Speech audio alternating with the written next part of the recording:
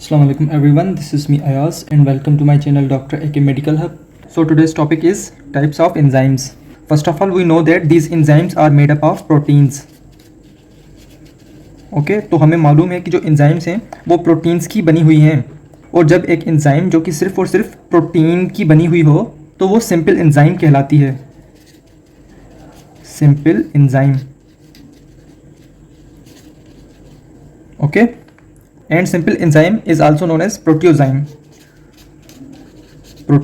Okay. और जब इस सिंपल एंजाइम के साथ एक और ग्रुप मौजूद होगा तो फिर जो है वो कंजुगेटेड एंजाइम कहलाएगा. मैं रिपीट कर रहा हूँ कि जो सिंपल एंजाइम है उसके साथ अगर दूसरा ग्रुप मौजूद होगा तो वो जो है फिर कंजुगेटेड एंजाइम कहलाएगी. Conjugated enzyme. Okay. Simple enzyme जो कि सिर्फ और सिर्फ प्रोटीन्स की बनी हुई होगी. सिंपल एंजाइम के साथ एक और ग्रुप मौजूद है तो वो फिर कंजुगेटेड एंजाइम कहलाती है. ओके. अच्छा, 1932 में यूलर ने जो है एक्सप्लेन किया कि जो कंजुगेटेड एंजाइम्स होती हैं वो शो करती हैं कंप्लीट एक्टिविटी. ओके.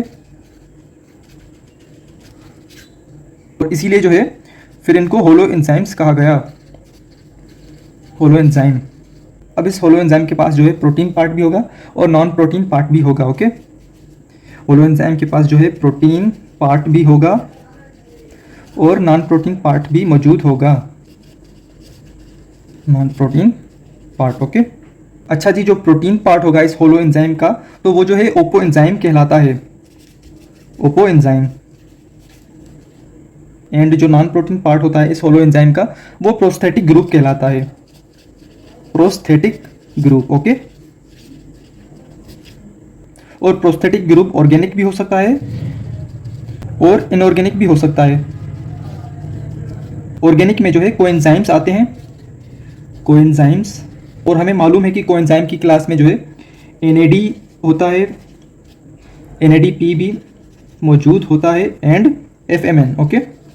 NAD मतलब कि निकोटिनामाइड एडेनिन डाइन्यूक्लियोटाइड और NADP मतलब कि निकोटिनामाइड एडेनिन डाइन्यूक्लियोटाइड फॉस्फेट और FMN का मतलब है फ्लेविन मोनोन्यूक्लियोटाइड. अच्छा, प्रोस्थेटिक ग्रुप जो कि इनऑर्गेनिक में होता है तो इसमें जो है कोफैक्टर्स आ जाते हैं. कोफैक्टर्स. ओके. और कोफैक्टर्स जो हैं वो मोस्टली आयंस होते हैं जैसे magnesium ion, calcium ion, potassium ion and so on.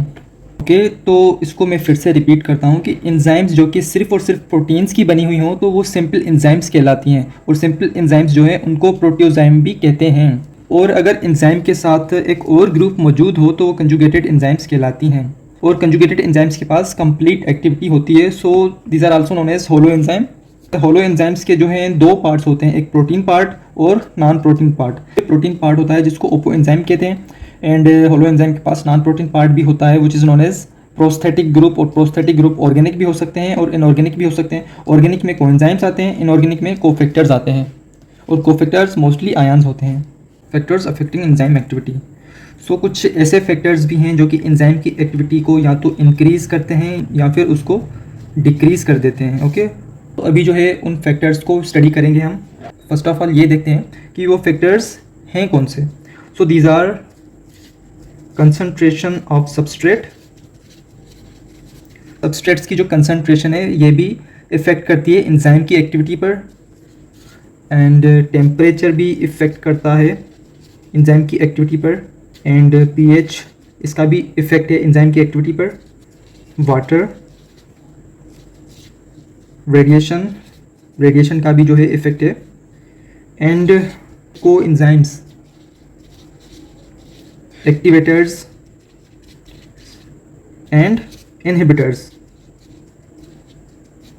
Okay. So इनका भी इफेक्ट है एंजाइम की एक्टिविटी पर. तो अभी जो है हम वन बाय वन ये फैक्टर्स स्टडी करेंगे. तो जो फर्स्ट फैक्टर है वो है कंसंट्रेशन ऑफ सबस्ट्रेट्स. अब ये देखेंगे कि जो सबस्ट्रेट्स की कंसंट्रेशन है वो इफेक्ट कैसे करती है एंजाइम की एक्टिविटी पर. अगर हम एंजाइम का जो है अमाउंट कांस्टेंट रखें और सबस्ट्रेट की कंसंट्रेशन को ग्रेजुअली इंक्रीज करें तो कि जो रिएक्शन की वेलोसिटी होगी वो इंक्रीज होगी until it reach a maximum. Okay. इसको जो है ग्राफ पर हम बेहतर समझेंगे. तो अभी मैं यहाँ पर ग्राफ बनाने लगा हूँ. हॉरिजॉन्टल लाइन जो है शो कर रही है कंसंट्रेशन ऑफ सबस्ट्रेट्स को और वर्टिकल लाइन जो है वेलोसिटी ऑफ रिएक्शन. अच्छा, ये माइंड में रखिएगा कि इसमें जो है हम एंजाइम का अमाउंट कांस्टेंट रखेंगे। तो देखें, कंसंट्रेशन हम सबस्ट्रेट की इंक्रीज करेंगे तो उसके साथ साथ वेलोसिटी ऑफ रिएक्शन भी ऐसे इंक्रीज होगा। ऊपर जो ग्राफ जा रहा है ये वेलोसिटी इंक्रीज हो रही है रिएक्शन की, और जो है थोड़ा हॉरिजॉन्टली भी जा रहा है ना ऐसे, तो ये कंसंट्रेशन ऑफ सबस्ट्रेट इंक्रीज हो रही है।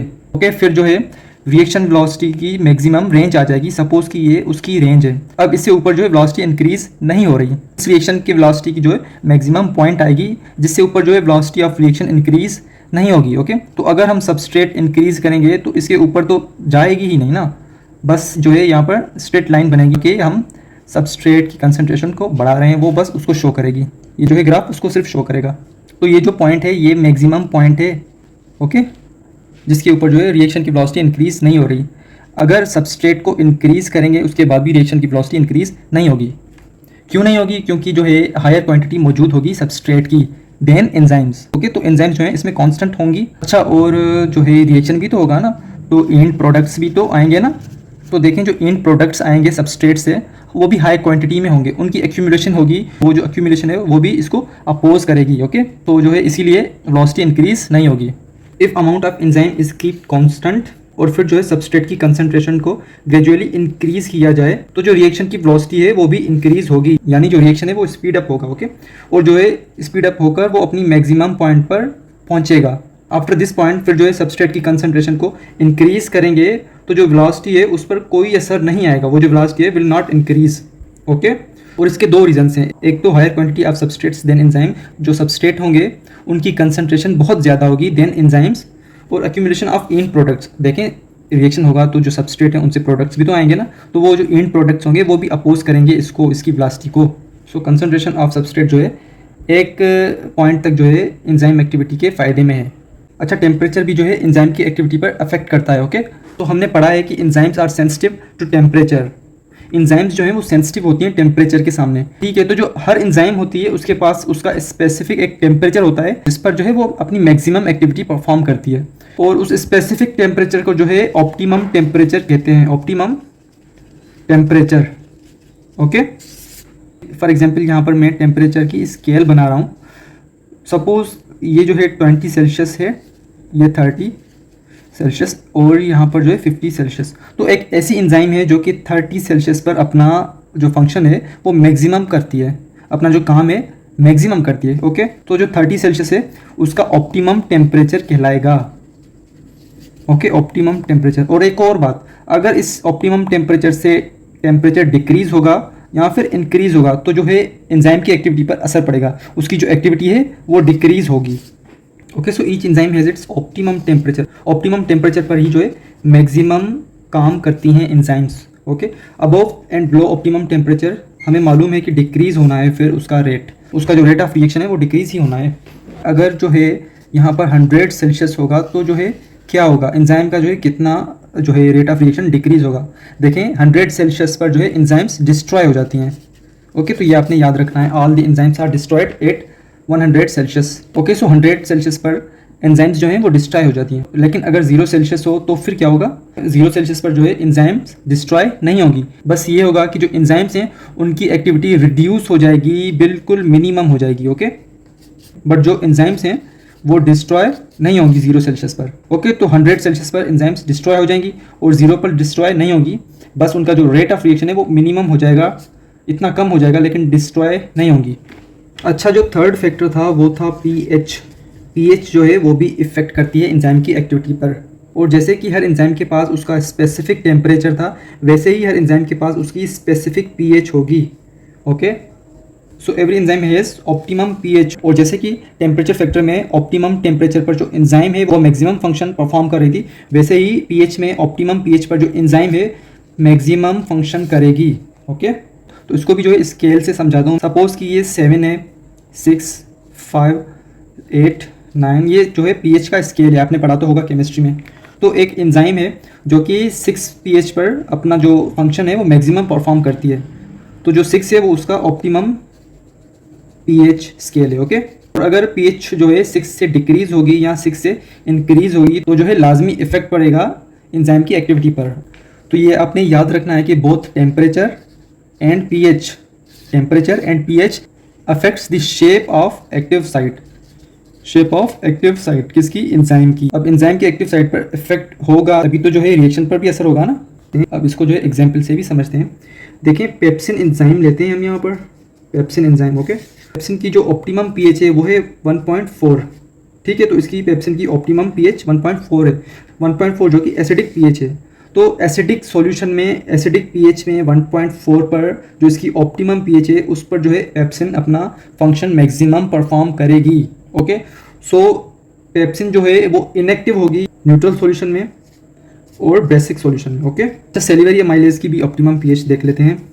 जो सेलिवरी अमाइलेज है उसकी ऑप्टिमम पीएच 7.5 है और अल्कलाइन फॉस्फेटेज की इसकी जो ऑप्टिमम पीएच है वो है 8.3। ओके, तो ये पीएच भी इनकी आप याद कर लीजिएगा। So that was pH factor जिसका भी जो है गहरा ताल्लुक है एंजाइम की एक्टिविटी के साथ। वाटर का भी जो है इफेक्ट है एंजाइम पर। देखें वाटर का जो है नेगेटिव में इफेक्ट नहीं, वाटर का पॉजिटिव में इफेक्ट है एंजाइम पर। वाटर जो है वो स्पीड अप करती है रेट ऑफ एंजाइमेटिक एक्टिविटी को। ओके, सो जो वाटर है उसका पॉजिटिव इफेक्ट है एंजाइम पर, it speeds up rate of reaction या फिर एंजाइमेटिक एक्टिविटी को इंक्रीज कर देता है। अच्छा सपोज करें कि ये जो है जर्मिनेटिंग सीड है। Okay, this is germinating seed, और जब जर्मिनेटिंग सीड को वाटर मिलेगा, H2O मिलेगा, तो फिर तो इसको अपनी ग्रोथ करनी है ना। और ग्रोथ कैसे होती है? जाहिर सी बात है इसकी सीड के अंदर रिएक्शंस होंगे, एंजाइम की एक्टिविटीज़ होगी, तभी तो ये ग्रो करेगा ना। तो वाटर जो है इस जर्मिनेटिंग सीड के अंदर एंजाइमेटिक एक्टिविटी को इंक्रीज कर देगा। ओके, एंजाइम की एक्टिविटी को वाटर इंक्रीज कर देगा। इसके अंदर एंजाइम की एक्टिविटी इंक्रीज होगी तो फिर जर्मिनेशन होगी। ओके, तो अब रेडिएशन का इफेक्ट देखते हैं एंजाइम एक्टिविटी पर। रेडिएशन का जो इफेक्ट है एंजाइम पर वो नेगेटिव है। ओके, तो रेडिएशन हमेशा एंजाइम को नुकसान पहुंचाती है, एंजाइम की एक्टिविटी को डिक्रीज कर देती है। और रेडिएशन का मतलब कि UV light, X rays, beta and gamma rays. Okay, तो रेडिएशन यानी कि मैं इनकी बात कर रहा हूँ। और रेडिएशन जो है वो एंजाइम्स को इनएक्टिव कर देती हैं। अच्छा, एंजाइम्स को तो इनएक्टिव कर देती हैं, लेकिन जो रेडिएशन है वो एंजाइम का शेप भी डिस्ट्रॉय कर देती हैं। ठीक है, तो डीनेचर कर देती हैं shape of the enzyme. Shape of enzyme को जो है डीनेचर करेंगी तो रिएक्शन पर असर पड़ेगा ना। तो ये जो है शेप ऑफ एंजाइम यानी कि एक्टिव साइट की बात कर रहा हूँ यहाँ पर मैं। Okay, active site. अब जब एक्टिव साइट डीनेचर होगा तो केमिकल रिएक्शन पर असर पड़ेगा। ओके, तो जो रेडिएशन है उनका नेगेटिव असर है एंजाइम की एक्टिविटी पर। रेडिएशन जो है डीनेचर कर देगी एक्टिव साइट को, यानी एक्टिव साइट में जो प्रोटीन होगा मौजूद उसको डिस्ट्रॉय कर देंगी। Okay, so effect of radiation is negative on enzymatic activity. अच्छा, वीडियो लंबी ना बन जाए तो जो दूसरे कोफैक्टर्स रह गए हैं, कोएंजाइम्स, एक्टिवेटर्स और इनहिबिटर्स, उनको जो है मैं दूसरी वीडियो में डिस्कस करता हूँ। ये जो है वीडियो यहाँ पर एंड करते हैं।